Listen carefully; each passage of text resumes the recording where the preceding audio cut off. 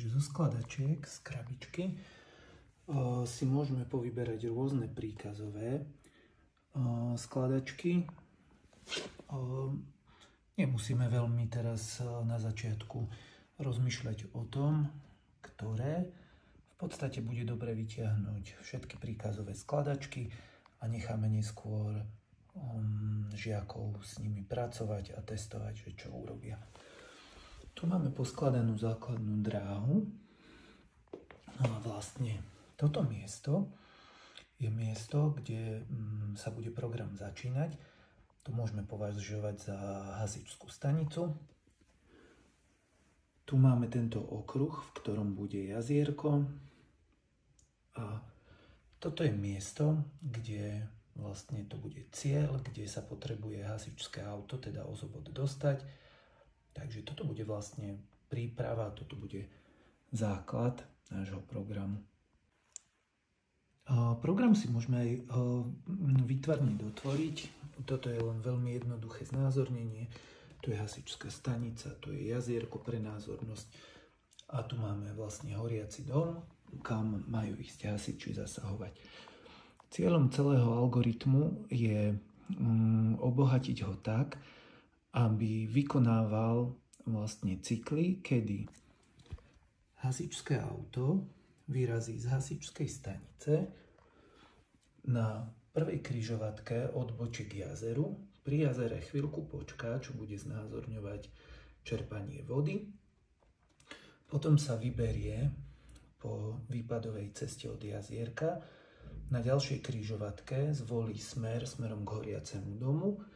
Tam bude vykonávať pohyb na mieste, bude sa otáčať, čo bude znázorňovať, že rozstrekuje vodu.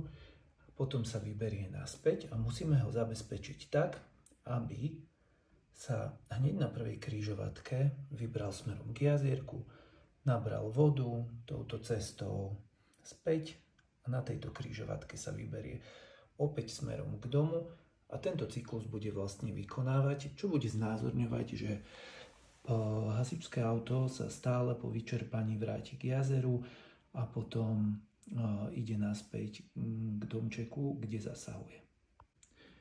Deťom na začiatku neprezradíme, že ich program je zatiaľ náhodný, pretože ozobot má naprogramované, že ak mu neprikážeme inak, tak na každej križovatke si môže smer vyberať sám. Takto zostavenú dráhu ich necháme otestovať pri úplne prvom prejazde hasičského auta, teda ozobota. Ja teraz používam verziu Evo, ktorá aj vydáva zvuky, ale vám bude úplne stačiť aj verzia Bit alebo Bit Plus. Takže poďme na prvý prejazd hasičského auta.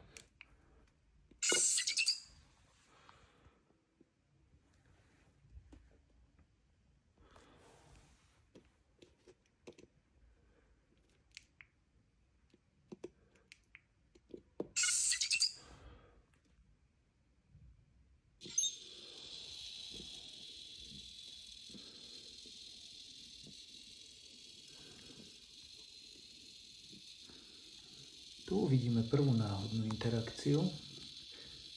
Ozobot sa síce vybral k jazierku, ale keďže zatiaľ nemáme na dráhe žiadne iné príkazy,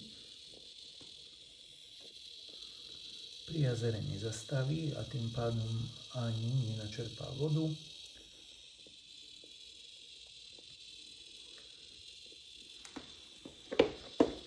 A len okolo jazera prejde.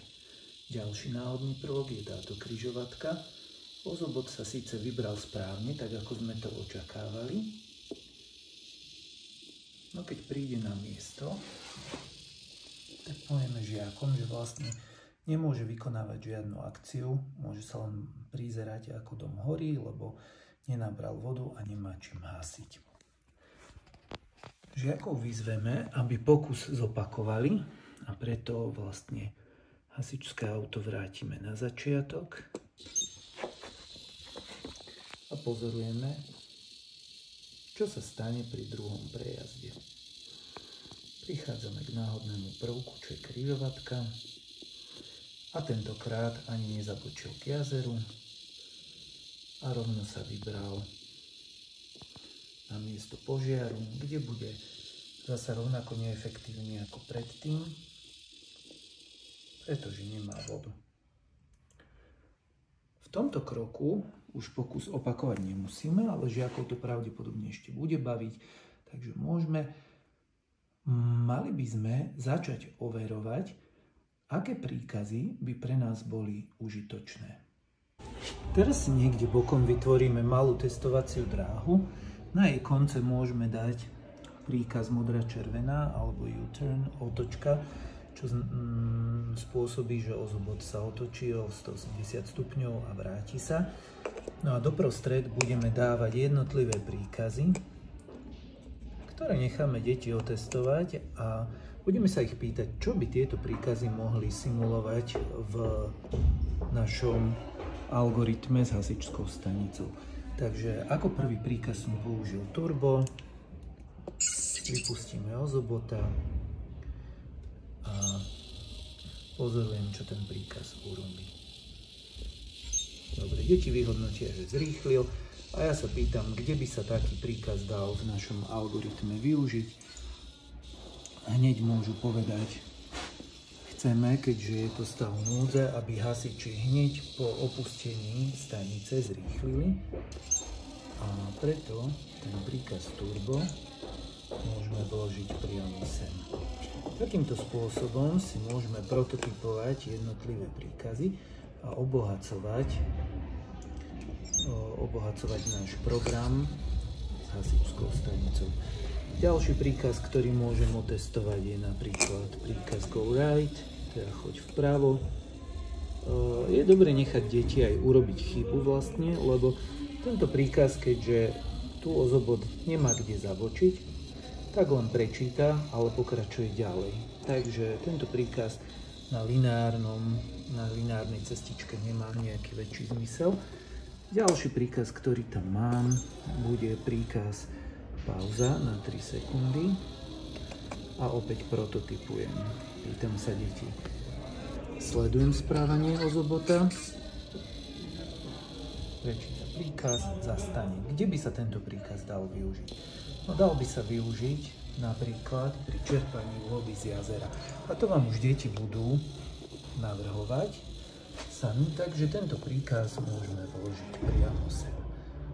Deti si to môžu ak máte dosť stavebníc, tieto zmeny priamo testovať a priamo osádzať do veľkého programu v skupinkách. A ak nemáte dosť stavebníc, tak to môžete robiť spoločne v kruhu. Takže to si tu takto nastavujeme. A môžeme prototypovať na tejto dráhe ďalšie príkazy. Teraz sme už do našej dráhy povkladali príkazy podľa toho, ako sme skúmali logiku tej dráhy, ako sme skúmali funkčnosť tých príkazov a môžeme vlastne vyskúšať, čo sa udeje, keď sme tento program obohatili príkazmi. Vidíme, že hasiči naozaj zrýchlili, zabočili k jazierku, zastanú, čerpajú vodu, majú príkaz odbočiť vľavo, takže presne ho aj vykonajú, príkaz spomaliť, áno, rozprášovať vodu, hasia, príkaz otočiť sa,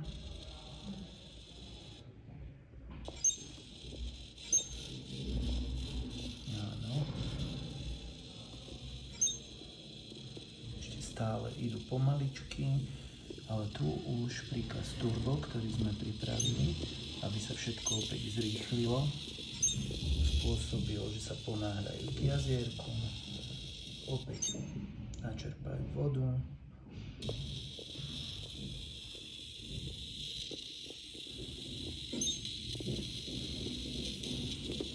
a tu vidíme logickú chybu. Zabudli sme prikázať robotovi, aby na tomto úseku išiel priamo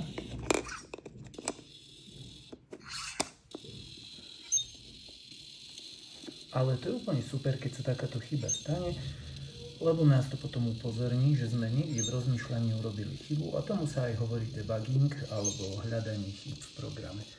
A takýmto spôsobom sme už ozobota zaciklili a bude chodiť medzi horiacím domom a jazierkom, až kým program neukončíme.